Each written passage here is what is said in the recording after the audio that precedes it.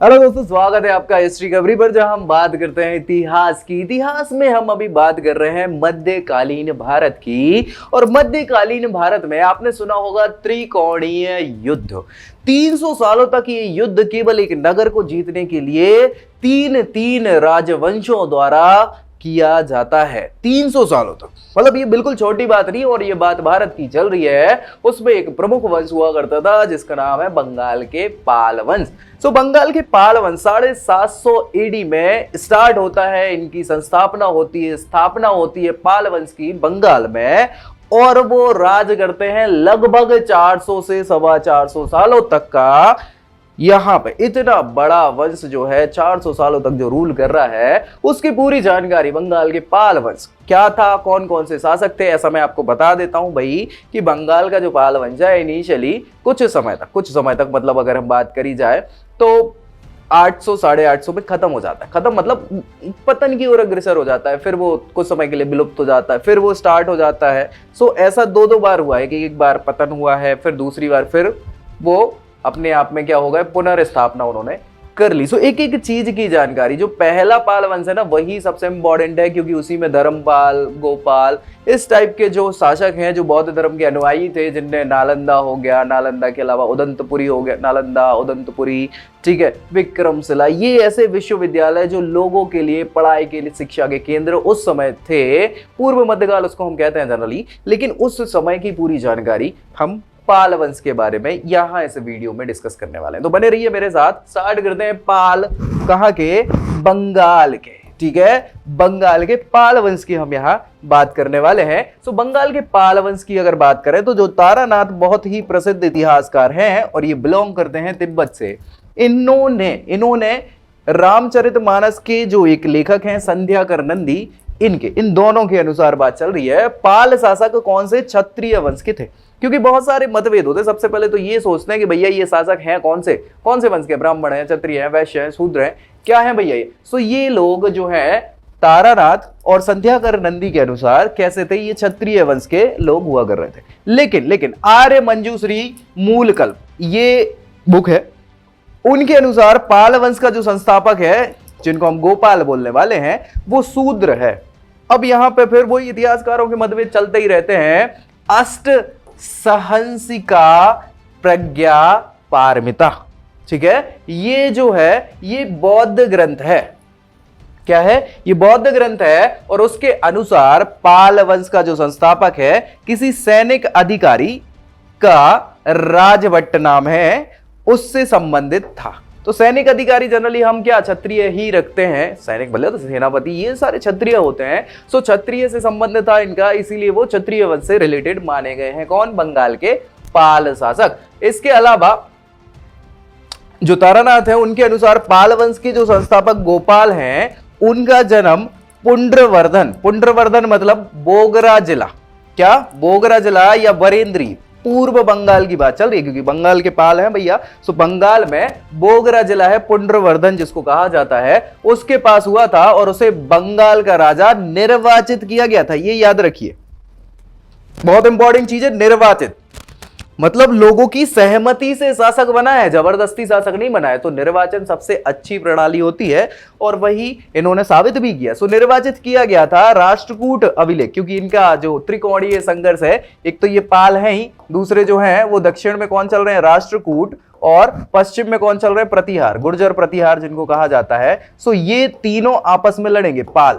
राष्ट्रकूट और प्रतिहार। सो भैया ये राष्ट्रकूट अभिलेखों में क्या बताया है, राष्ट्रकूट अभिलेखों के अनुसार पालों की आदि भूमि क्या थी, गोंड थी। गोंड मतलब जनजाति के लोग जहां जो रहते हैं, मतलब बेसिकली हम बात वही बंगाल और बिहार के आसपास वाला जो इलाका है, किसकी बात कर रहे हैं, किसकी, विंध्याचल के आस पड़ोस वाला पहाड़ियों वाला जो इलाका है, तो वो गोंड भूमि, जिनको इन्होंने आदि भूमि गोंड थी। पाल वंश के संस्थापक गोपाल राजा निर्वाचित होने का उल्लेख खलीमपुर ताम्रपत्र अभिलेख में किया गया है कि भैया ये निर्वाचित हुए थे। तो यानी बहुत अच्छे से हुए, किसी जोर जबरदस्ती के कारण शासक नहीं बने हैं, ये लोगों के द्वारा चुने गए शासक थे। ठीक है, चलिए स्टार्टिंग कर लेते हैं हम यहाँ बंगाल के पाल में। खलीमपुर ताम्रपत्र अभिलेख के अनुसार गोपाल के जो पिता है उनका नाम बप्यट हुआ करता था। क्या, बप्यट हुआ करता था। और पिताजी जो थे दवित विष्णु इनका नाम हुआ करता था। पापा और दादा सबके नाम उस ताम्रपत्र में खलीमपुर वाले में लिखा हुआ है। चलिए बंगाल के पाल वंश के शासकों का हम परिचय देखें, स्टार्टिंग करेंगे गोपाल से ही। गोपाल 750 में निर्वाचित हुए हैं, 770 ईस्वी तक ये रहे, मतलब एक्सपायर हो गए होंगे 770 ईस्वी में, ऑब्वियस सी बात है। पाल वंश के संस्थापक एवं प्रथम शासक, ये हमेशा याद रखना, क्वेश्चन पूछ भी लिया जाता है कॉम्पिटेटिव एग्जाम्स पे कि कौन संस्थापक थे पाल वंश के। गोपाल ये हैं बंगाल में व्याप्त अव्यवस्था, भाई व्यवस्था नहीं चल रही होगी, अव्यवस्था है, सो उसमें पालों की शक्ति का विस्तार करने का इन्होंने महत्वपूर्ण कार्य किया। किसने? गोपाल ने किया हुआ है। गोपाल ने पुंड्र, जहां इनका जन्म हुआ, बंग यानी बंगाल, अंग, अंग देश सुना होगा ना, अंगराज कर्ण है ना, वो बिल्कुल ये मान के चलो बिहार का पूर्वी हिस्सा बिल्कुल खत्म हो जाता, तो बिहार के बाद पश्चिम बंगाल लग जाता, तो वही वाला अंग। मगध, मगध मतलब बिहार वाला जो पटना के आसपास वाला इलाका है, मगध। कामरूप, कामरूप मतलब सिक्किम वाला जो इलाका, माफी चाहूंगा, असम वाला जो इलाका है, सो कामरूप। इन सभी जगहों पर इन्होंने क्या कर दिया, पुंड्र यानी पश्चिम बंगाल, मतलब बंगाल, पश्चिम बंगाल, अंग, मगध और कामरूप, इन सब पर अधिकार करके अपने राज्य की सीमा का विस्तार कर लिया। किसने? गोपाल। और हमेशा संस्थापक जो है ना वो बहुत इंपॉर्टेंट होता है, क्योंकि उसकी पकड़ मजबूत नहीं है तो जड़ें ही कमजोर हैं तो शासन ज्यादा नहीं चल सकता। इसीलिए इन्होंने जड़ों को क्या है, गहराइयों तक डाला है, सींचा है, और इसी कारण से ये वंश जो है 400 वर्षों तक, 400 वर्षों तक चल रहा है। भाई हल्की पतली बात नहीं है, 400 वर्ष तो मुगल भी नहीं चले, है ना, सो बहुत बड़ी बात हो जाती है। गोपाल के आगे हम बात करें तो देवपाल इनके उत्तराधिकारी, मतलब उत्तराधिकारी क्या, इनके वंशज हुआ कर रहे थे, ठीक है। सो मुंगेर ताम्र फलक इन्होंने लिखवाया है, किसने? देवपाल ने। उनके अनुसार गोपाल समुद्र पर्यंत भूमि का विजेता था। समुद्र पर्यंत मतलब समुद्र के पार तक की पूरी भूमि का विजेता हुआ कर रहा था, ऐसा देवपाल ने लिखा है उस समय। गोपाल बौद्ध धर्म से प्रभावित था, ऑब्वियस सी बात है, ये पाल वंश के शासक जो थे वो कहीं ना कहीं मैक्सिमम में टाइम क्या थे, बौद्ध धर्म से प्रभावित थे। इसीलिए नालंदा हो गया, विक्रमशिला, उदंतगिरी विश्वविद्यालयों की उन्होंने शिक्षा के केंद्रों की, बौद्ध विहारों की स्थापना करवाई, ठीक है। सो ये प्रभावित थे, अतः उसने मगध विजय के बाद बिहार शरीफ के पास उदंतपुरी, ये बहुत इंपॉर्टेंट है, उदंतपुरी बिहार या विश्वविद्यालय उस समय का, ठीक है, जो शिक्षा का केंद्र हुआ करता था, उदंतपुरी बिहार की स्थापना की थी। आर्य मंजूश्रीकल्प के अनुसार गोपाल ने 27 वर्षों तक शासन किया। इसमें तो अपन 20 वर्ष ही लिख रहे हैं, लेकिन 27 वर्षों तक शासन किया। और तारानाथ के अनुसार उसका काल 20 साल का ही बताया उन्होंने, तो अब यहां मतभेद है, लेकिन ठीक है हम 20 साल मान रहे हैं, हमें कोई समस्या नहीं है भैया। इसके बाद जो है इनके उत्तराधिकारी होते हैं धर्मपाल। कौन? धर्मपाल। ये भी बहुत बड़े साहसी पराक्रमी व्यक्ति हुआ है और 40 सालों का इनका शासन काल है, तो आप खुद ही समझ सकते हैं कि 40 साल शासन करने वाला शासक हो गई ना अपने आप में विशेष।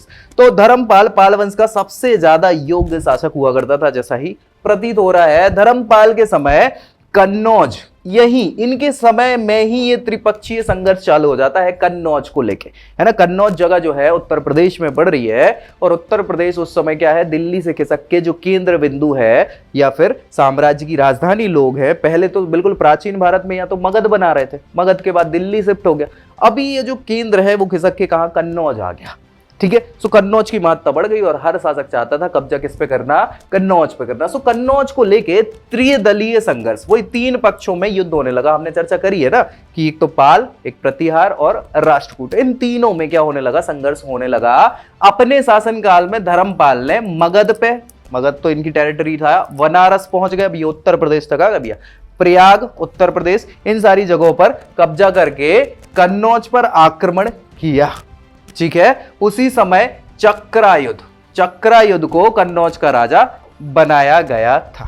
नए राजा बने होंगे, सो इन्हें आक्रमण भी करा, सारी चीजें, ठीक है। चलिए खलीमपुर ताम्रपत्र, अगेन वही खलीमपुर ताम्रपत्र अभिलेख के अनुसार धर्मपाल ने एक दरबार आयोजित किया था। ये बहुत इंपॉर्टेंट चीज है, एक दरबार आयोजित किया था जिसमें भोज राजा, बरार के भोज राजा का नाम है, मत्स्य देश यानी जयपुर, मद्र देश यानी पंजाब, कुरु यानी थानेश्वर, वही कुरु है ना, कुरुओं में लड़ाई हो गई थी, कुरु और पुरुओं में, है ना, पांडव।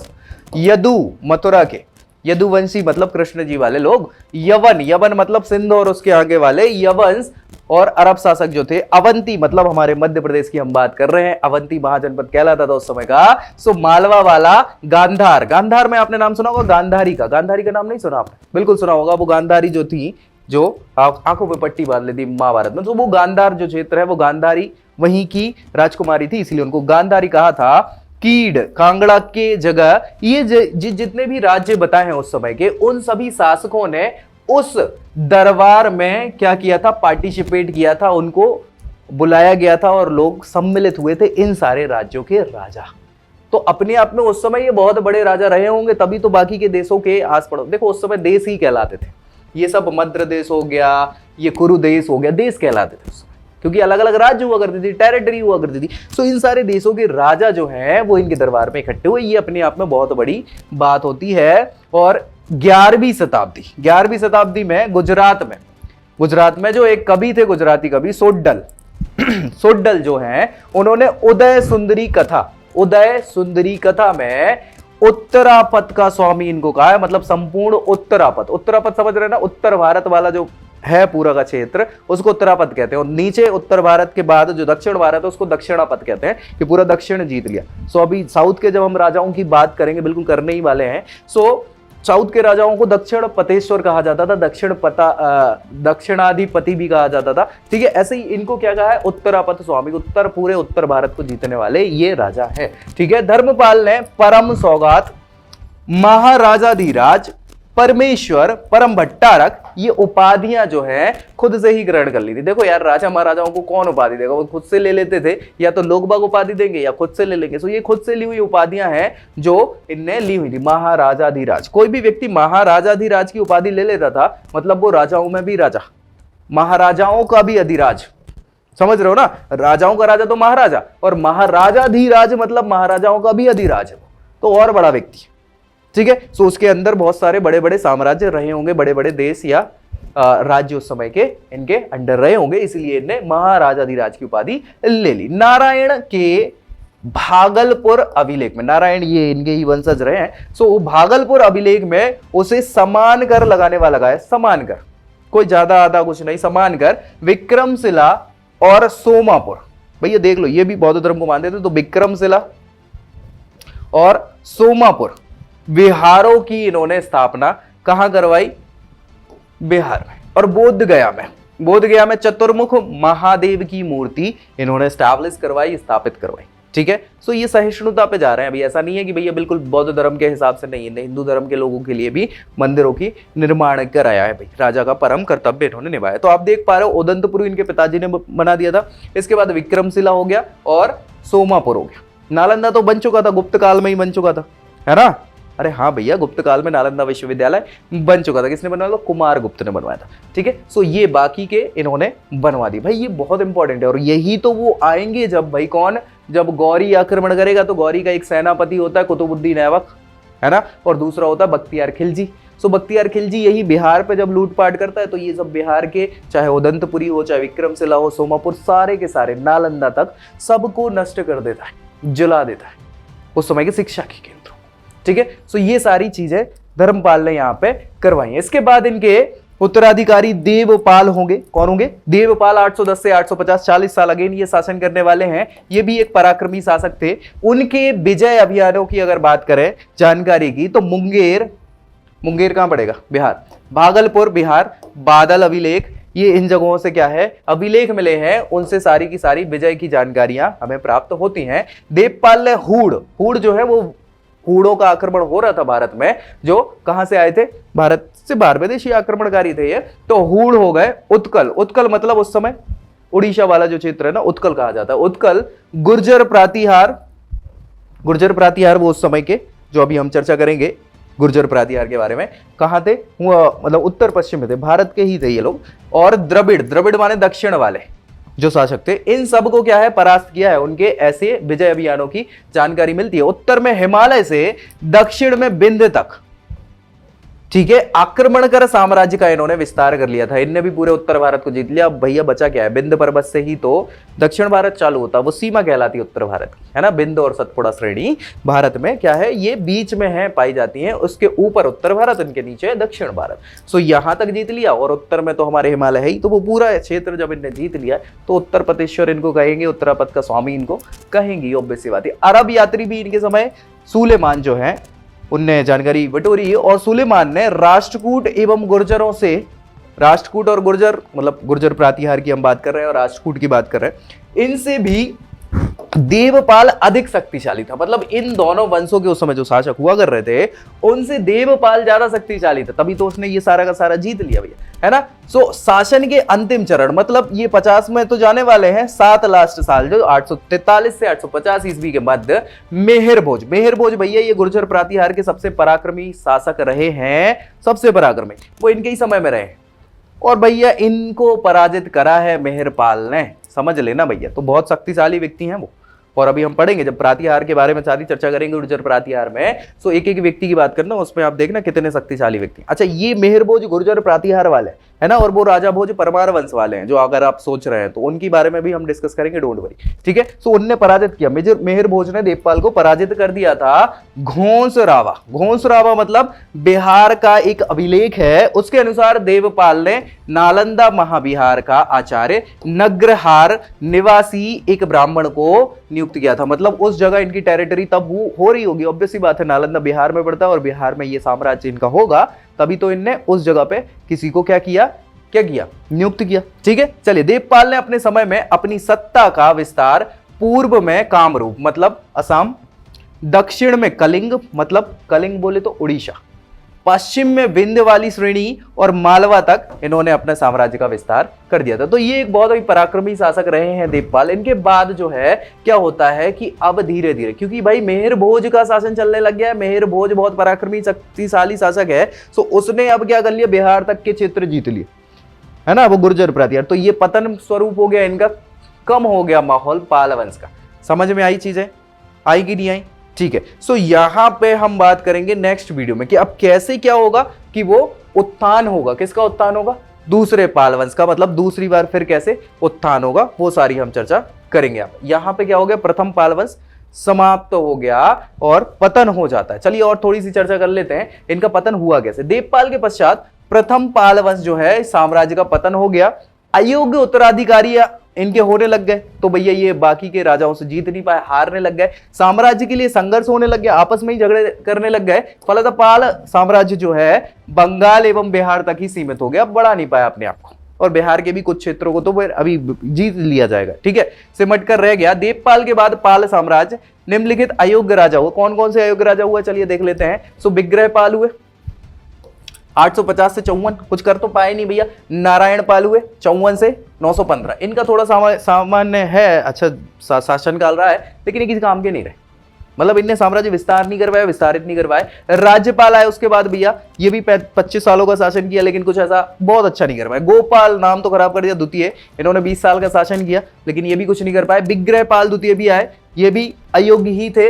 इसके बाद इन राजाओं ने अयोग्यता अपनी दिन प्रतिदिन बढ़ाते ही गए, इनके बाद एक और अयोग्य होगा, और अयोग्य होते ही चले गए। सो इन अयोग्य उत्तराधिकारियों के कारण पालों की सत्ता बिहार में ही रह गई, बंगाल भी चला गया, ठीक है। बनगढ़ अभिलेख के अनुसार विग्रहपाल द्वितीय जो है, ये जो है महोदय 960 से 988 में सेना के साथ भटकने वाला राजा था। ये भटकते रहते थे, इनके पास प्रॉपर कोई शासन नहीं था। जैसे भैया हुमायूं भटकता रहता था ना इधर उधर, वैसे ही विग्रहपाल की स्थिति थी कि ये सेना के साथ बस इधर उधर भटकते ही रह रहे थे, प्रॉपर इनके पास कोई एक बड़ा साम्राज्य नहीं था। तो ऐसे खत्म हो जाता है प्रथम पाल साम्राज्य। समझ आया कि नहीं आया? चलिए, तो नेक्स्ट वीडियो में हम डिस्कस करेंगे फिर द्वितीय पाल वंश का उदय कैसे होता है, क्या सारी चीजें हैं, कौन कौन से शासक हैं। तो मिलते हैं नेक्स्ट वीडियो में, तब तक के लिए जय हिंद।